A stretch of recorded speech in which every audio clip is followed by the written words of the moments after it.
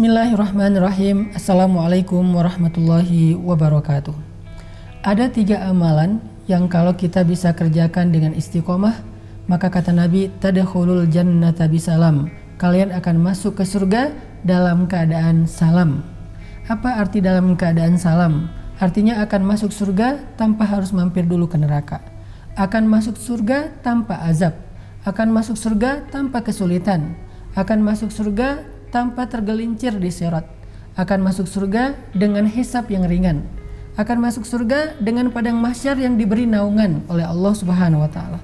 Akan masuk surga dengan mendengar ucapan sambutan dari para malaikat dan penduduk surga, salaman salama, salaman salama. Dia masuk ke dalam surga seperti seorang raja. Teman-teman, pengen jadi raja? Saya pernah jalan-jalan ke Dubai, ke Qatar, ke Kuwait, ke beberapa negara-negara Teluk yang masih menggunakan sistem kerajaan. Lalu di sana kita keliling-keliling city tour, melihat sebuah istana yang luar biasa. Ternyata ketika saya bertanya kepada guide-nya, ini istana milik siapa? Yang luas sekali, kemudian menghadap ke lautan, kemudian dari luar saja sudah kelihatan kemegahannya. Saya bertanya, milik siapa istana ini? Kata guide-nya, ini milik pangeran, bukan milik raja. Baru milik pangeran sudah semegah itu. Ketika saya jalan ke Turki, saya melihat istana milik kerajaan Turki, istananya Muhammad Al-Fatih yang ada di sebelahnya Hagia Sophia, istana Topkapi. Di sana saya melihat istana yang sangat nyaman. Saya hanya membayangkan betapa beruntungnya raja yang pernah tinggal di istana itu. Betapa beruntungnya raja yang pernah hidup di situ bersama keluarganya. Anak-anaknya, dari gerbang istana itu sampai ke dalam istana itu harus berjalan panjang di antara pohon-pohon yang rindang, kemudian taman rumput yang luar biasa, kemudian diiringi oleh banyak pengawal menggunakan kuda yang khusus. Keadaan yang sangat istimewa, dan istananya berada di puncak bukit yang kelihatan berbagai macam sisi negeri mereka. Kelihatan laut Bosforus, selat Bosforus, kelihatan Istanbul yang sangat eksotis. Dan dia berada di sebuah istana yang luar biasa. Saya hanya membayangkan betapa beruntungnya raja yang pernah tinggal di situ dengan istana sekian puluh hektar luasnya. Tapi tahukah kita, semua kita bisa lebih beruntung dari orang-orang itu. Semua kita bisa lebih beruntung daripada raja dan pangeran-pangeran itu. Kenapa saya katakan lebih beruntung? Karena bisa mendapatkan istana yang jauh lebih luas dari itu. Yang luasnya seluas langit dan bumi. Yang kebaikan di dalamnya abadi. Kalau istana itu pernah dirasakan oleh seorang raja, tetapi tidak lama. Dia punya batasan, karena dunia ini ada batasannya, fana. Kalau tidak raja ini meninggalkan istana, maka dia harus pergi dari istana. Kalau bukan karena raja ini meninggal, maka dia akan diusir oleh musuhnya. Tetapi nanti akan ada istana yang kita masuk di dalamnya sebagai seorang raja. Lalu kita disambut seperti seorang raja. Istana itu adalah milik kita. Kerajaan itu adalah milik kita, dan kita akan tinggal di sana selama-lamanya. Tidak ada lagi musuh yang akan mengancam kita. Tidak ada lagi musuh yang akan mengusir kita dari istana kita. Istana apa? Istana surga Allah Subhanahu wa taala. Siapa yang bisa masuk kepada surga Allah sebagai seorang raja yang disambut oleh penduduk surga dengan kalimat selamat datang wahai raja, selamat datang wahai raja? Ada 3 amalannya. Kata Nabi, ayuhan nas, afshus salam wa at'imut ta'am wa sallu bil laili wan nasu niyam tadkhulul jannata bisalam. Wahai manusia, sebarkanlah salam dan berikanlah makan, lalu sholatlah kalian di malam hari ketika manusia sedang lelap dengan tidurnya, maka kalian akan masuk surga dalam keadaan selamat. Ada 3 amalan di situ. Pertama, afsyus salam, sebarkan salam. Apa makna sebarkan salam? Makna sebarkan salam ini kalau kita terjemahkan dengan hadis yang lain, al-muslimu man salimal muslimu min lisanihi wa yadihi. Muslim itu yang bisa muslim lain selamat dari lisan dan tangannya. Jadi arti sebarkan salam, kita jadikan semua orang itu nyaman berada di sekeliling kita. Keberadaan kita di sebuah rumah, di sebuah keluarga, di sebuah lingkungan, di sebuah masyarakat, di sebuah bangsa, keberadaan yang membuat orang lain selamat. Kita ada di sebuah grup WhatsApp, semua isi grup itu selamat dari omongan kita, dari perlakuan yang tidak baik dari kita. Ketika kita berada di sosial media sebagai salah satu netizen atau kita nge-follow satu akun, kita tidak menyakiti pemilik akun tersebut. Kita tidak menyakiti postingan seseorang. Kita tidak nge-hate kepada orang lain sebagai netizen. Kenapa? Karena keberadaan kita dimanapun adalah afsyus salam, menyebarkan kenyamanan bagi siapapun.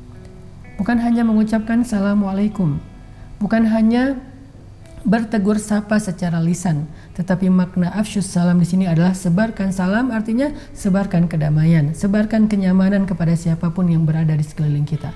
Sekarang kita tanya, adakah orang yang gak nyaman bergaul dengan kita? Perbaiki hubungan dengan dia. Adakah keluarga yang masih merasa sedih dan kecewa atau tersakiti dan terzolimi oleh kita? Kembalikan haknya. Adakah orang yang pernah merasa sangat malu karena ucapan-ucapan kita? Maka bersihkan namanya. Adakah orang yang merasa risih untuk dekat dengan kita karena takut akan dirugikan oleh kita? Maka perbaiki keadaan kita dan perilaku kita di hadapan dia. Teman-teman, kita coba pastikan semua orang merasa nyaman di sekeliling kita. Kalau ada yang tidak nyaman, bukan karena kesalahan kita, tetapi mudah-mudahan kalau ada yang tidak nyaman, itu karena kesalahan dia, dan Allah tidak akan membebankan kesalahan orang lain kepada kita. Karena bisa jadi tetap ada orang yang gak nyaman dengan kita. Bahkan Nabi pun pamannya tidak nyaman kepada beliau, yaitu Abu Lahab. Bahkan Ibrahim alaihissalam, ayahnya tidak nyaman kepada beliau, yaitu Azar.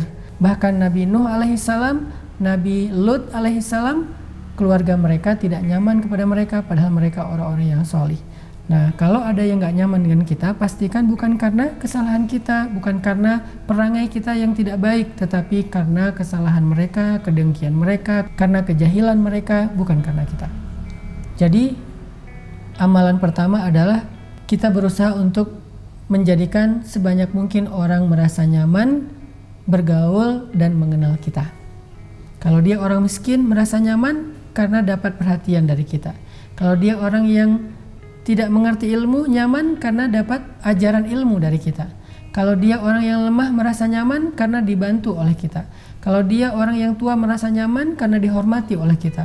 Kalau dia anak muda, merasa nyaman karena disayangi oleh kita. Kalau dia keluarga, merasa nyaman karena ditunaikan hak-haknya oleh kita. Afsyus salam, sebarkan kenyamanan atau kedamaian. Yang kedua, wa at'imut ta'am, berikanlah makan.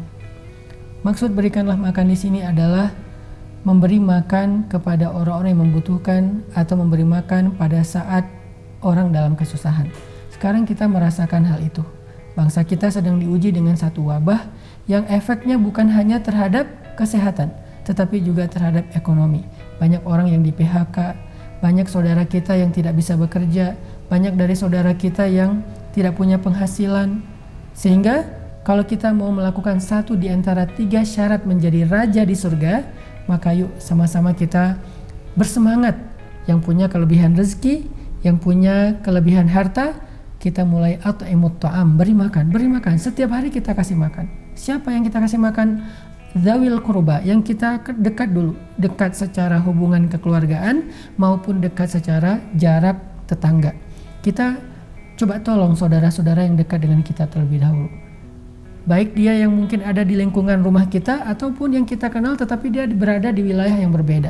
Tetapi kita kenal dekat dengan dia, tolong dia, beri makan dia. Sehingga dengan kita memberi dia makan saat dia susah, nanti Allah akan memberi kepada kita kebaikan di akhirat ketika kita dalam keadaan susah. Yang ketiga, amalan ahli surga kata Nabi, wasallu bil lail wan nasu niyam. Salatlah pada saat semua orang terlelap.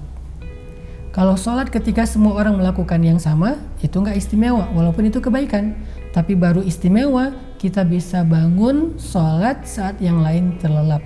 Bulan Ramadan adalah kesempatan kita untuk bisa melatih itu. Apalagi sekarang kita berada di 10 malam terakhir Ramadan, yang sangat dianjurkan untuk tidak tidur di malam hari kecuali sedikit, karena kita sedang mengejar malam Lailatul Qadar.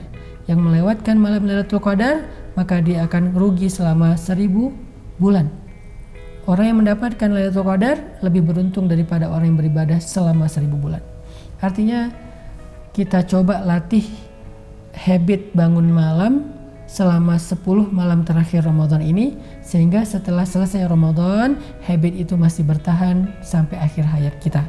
Dengan 3 habit atau kebaikan tadi: 1. Membuat orang lain nyaman bergaul dengan kita, baik di sosial media atau dalam kehidupan sehari-hari. 2. Memberi makan kepada orang yang susah dan membutuhkan, terutama memberi buka puasa saat orang sedang berpuasa. Yang 3, belajar untuk sholat berduaan dengan Allah ketika yang lain sedang dalam keadaan lelap. Mudah-mudahan tadkhulul jannata bisalam, kita bisa masuk surga dalam keadaan selamat. Barakallahu li wa lakum.